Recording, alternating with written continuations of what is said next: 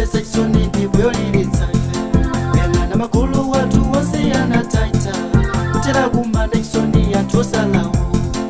tiona kuchepa monga bwinja anasita kusandusa ana awo kalafu musatu kutitira nkwiyo mazunzo ngati mafolena kutiwonesa mbwaza upanda kukululuka kulozera kumanda zuwa likuswa ntengo ndiyasira muni ndikuno mulitiro ndaipe usakule ntima panga malondi yatu yawa wachifundo atatu kunza chilata kubalio amuye msake siye ife tokatoka akungama yenja kuya nkati mwakemu akuleza moto chela minga amalize mtundu watu abaye maundu kumabali yenu atate matabali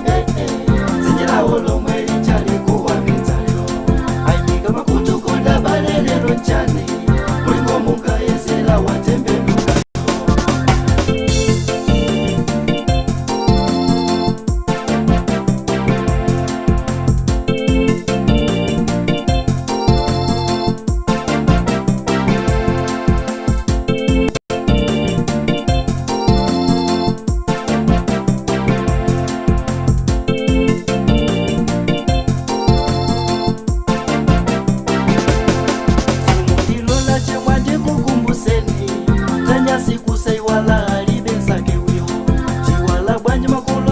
sawawona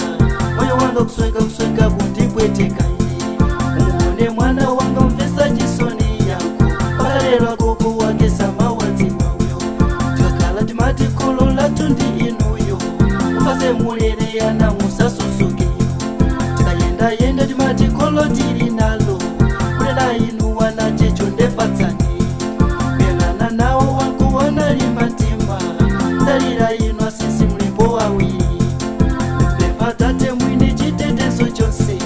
awalise mwayi wano